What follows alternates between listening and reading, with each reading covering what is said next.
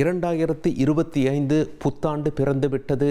அரசியல் களமும் சற்றும் பரபரப்புக்கு பஞ்சமில்லாமல் காணப்படுகிறது. நம் தமிழ்நாட்டை பொறுத்தவரை அடுத்த ஆண்டு 2026 தேர்தல் இன்னும் அதிக காலமெல்லாம் நமக்கு இல்லைங்க. ஒரு அதிகபட்சம் ஒரு 1.5 ஆண்டுகள் மட்டும்தான் இருக்கிறது. சரி, அதுக்குள்ளே எந்த மாநிலம் பரபரப்பாக காணப்படும், பாஜக காங்கிரஸ் கட்சியின் நிலைப்பாடுகள் என்னென்ன என்பதை நாம் பார்க்கவிருக்கிறோம்.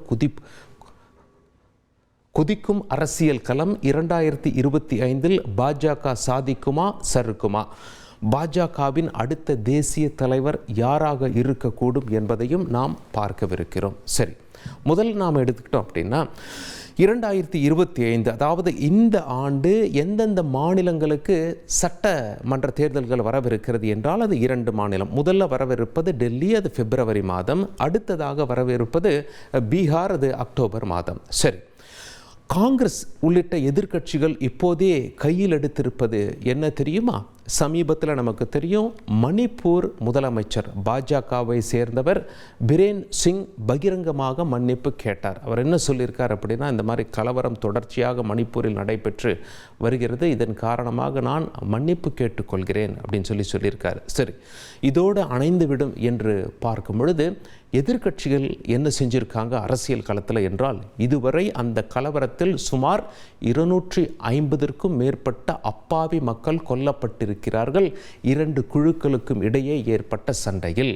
பாஜக அரசு அமைந்தது 2017ஆம் ஆண்டு. அப்பொழுதுதான் முதல் முறையாக பாஜக அங்கே ஆட்சி அமைக்கிறது. மீண்டும் மக்கள் 2வது வாய்ப்பு 2022 கொடுத்தாங்க.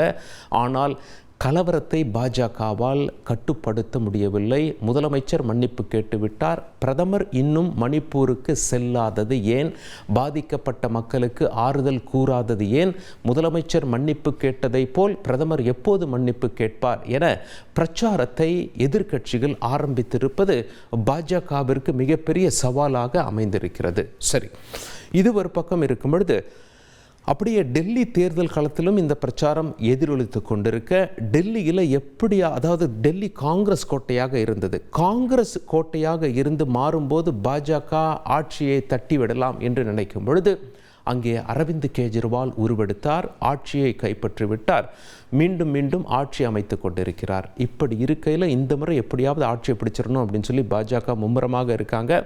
ஆனால் பாஜகவிற்கு எதிராக ஒரு புதிய பாணியை கையாண்டிருக்கிறார் அரவிந்த் கெஜ்ரிவால். அரசியல் களத்தில் என்ன செஞ்சிருக்கார் என்றால், ஆர்எஸ்எஸ்ஸையும் பாஜகவையும் பிரித்து ஆர்எஸ்எஸ் தலைவர் மோகன் பகவத்திற்கு ஒரு கடிதம் எழுதுகிறார்.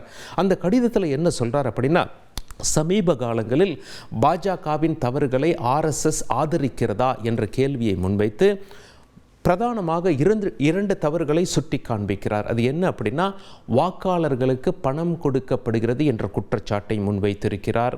அது மட்டுமில்ல, தலித் மக்களின் பெயர்களை வாக்காளர் பட்டியலிருந்து பாஜக நீக்குகிறது என்ற குற்றச்சாட்டை முன்வைத்து, ஆர்எஸ்எஸ் நீங்கள் பாஜகவுக்கு பிரச்சாரம் செய்யவிருக்கிறீங்க, இதெல்லாம் நீங்கள் ஆதரிக்கிறீங்களா என்ற கேள்வி எழுப்பி ஆர்எஸ்எஸ்ஸையும் பாஜகவையும் பிரித்து மோகன் பகவத்திற்கு கடிதம் எழுதியிருப்பது பெரும் பரபரப்பை ஏற்படுத்தியிருக்கிறது. அரவிந்த் கெஜ்ரிவாலின் உத்தியாக இது பார்க்கப்படுகிறது. சரி, பாஜகவை பொறுத்தவரை பாஜகவில் அடுத்த தேசிய தலைவர் யார் என்ற கேள்வி எழுந்திருக்கிறது. காரணம் என்ன என்றால், இப்பொழுது ஏற்கனவே தேசிய தலைவராக ஜே.பி. நட்டா இருந்து வருவது குறிப்பிடத்தக்கது. பாஜகவை பொறுத்தவரை அவர்களுடைய தேசிய தலைவரின் பதவிக்காலம் 3 ஆண்டுகள். நட்டா அவர்கள் 2020 பதவியேற்றார். ஆனால் அவருக்கு பதவி நீட்டிப்பு வழங்கப்பட்டிருக்கிறது மக்களவை தேர்தல்களை கருத்தில் கொண்டு. இப்பொழுது மக்களவை தேர்தல் முடிந்துவிட்டது, பிறகு 2 பெரிய மாநில தேர்தல்கள் முடிந்துவிட்டது. அடுத்ததாக பாஜக புதிய தலைவரை பிப்ரவரி மாதம் தேர்வு செய்யப்படலாம் என்று சொல்லப்படுகிறது. அவர் யாராக இருப்பார்? அவர் அனைத்து தரப்பையும் ஆதரித்து பாஜகக்குள் ஒற்றுமையை கொண்டு வந்து அனைவராலும் ஆதரிக்கப்பட்ட தலைவராக இருப்பாரா என்ற கேள்வியெல்லாம் முன்வைக்கப்படுகிறது. இதற்கான விடை நமக்கு விரைவில் தெரியவிருக்கும். வேட்பாளராக பாஜக யாரை களத்தில் நிறுத்துகிறார்கள் என்று. சரி, அடுத்ததாக பாஜகவிற்கு இந்த ஆண்டில் என்ன சவால் அப்படின்னு சொல்லி பார்த்தீங்கன்னா, எதிர்க்கட்சியின் ஒத்துழைப்பு. காரணம் என்ன அப்படின்னா, 3 பெரிய மசோதாக்களை பாஜக கொண்டு வந்திருக்கிறது. ஒரே நாடு ஒரே தேர்தல், பொது சிவில் சட்டம், வக்பு சட்டம். இதற்கு எதிர்க்கட்சிகளின் ஒப்புதல் தேவைப்படுகிறது. ஆனால் எதிர்க்கட்சியோ முரண்டு பிரிக்கிறது.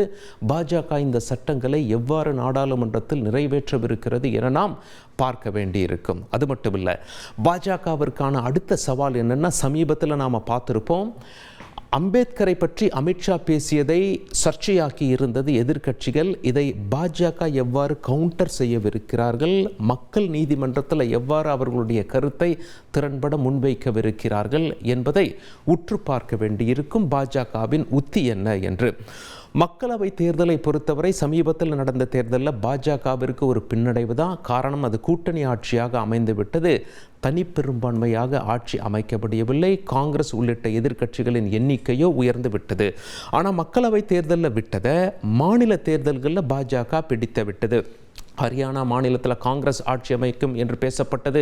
ஆனால் பாஜக ஆட்சியை பிடித்தது. மீண்டும் மகாராஷ்டிராவிலும் எதிர்க்கட்சிக்கு சாதகமாக இருக்கும் என்று பேசப்பட்டது. ஆனால் அபாரமாக அங்கே பாஜக கூட்டணி வெற்றி பெற்றது குறிப்பிடத்தக்கது. அந்த வகையில் வெற்றிகளை தொடருமா அல்லது எவ்வாறு இருக்கும் என்பதை பார்க்க வேண்டி இருக்கும். அது மட்டுமில்லை, தேர்தலுக்கு முன்பு வரை சந்திரபாபு நாயுடு அவர்கள் மோடி அவர்களை எதிர்த்து பிரச்சாரம் செய்ததெல்லாம் நமக்கு நன்கு தெரியும். 3வது அணி உருவாக்க சந்திரபாபு நாயுடு எப்படி முந்தைய தேர்தல்களில் மும்முரம் காட்டினார் என்று.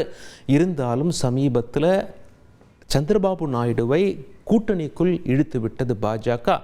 தற்பொழுது முக்கிய பங்கு வகித்து வருகிறார். அதே போல பீகார்லேயும் தேர்தல் நடைபெறவிருக்கிறது. அக்டோபர் நவம்பர் மாதங்களில் நிதிஷ்குமார் ஏற்கனவே கூட்டணியில் இருந்தாலும் அவரை அங்கே பல்ட்டு குமார் என அழைக்கிறார்கள். பல்ட்டு என்றால் பல்டி குமார் என மாறி மாறி தாவி கூட்டணி வைத்து ஆட்சி செய்வதால் அவ்வாறு அழைக்கிறோம் என்று பீகாரில் அந்த மக்கள் சொல்வது குறிப்பிடத்தக்கது. அவ்வாறு நிதிஷ்குமாரை பொறுத்தவரை சாதி வாரி கணக்கெடுப்பு வேண்டும் என்று தீவிரமாக இருக்கிறார். பாஜக அதை குறித்து எதுவும் பேசவில்லை. இவ்வாறு இருக்கையில் இவர்களுடைய கூட்டணி தொடருமா அல்லது நிதிஷ்குமார் தன்னுடைய வழக்கமான பாணியில் கூட்டணி கட்சிகளை மாற்றுவாரா?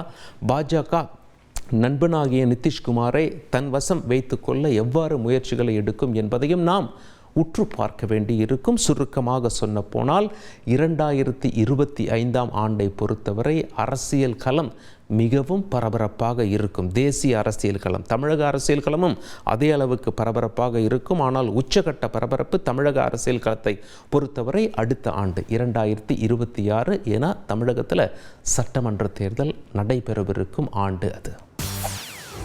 செய்திகளை உடனுக்குடன் தெரிந்து கொள்ள உடனே சப்ஸ்கிரைப் பண்ணுங்க.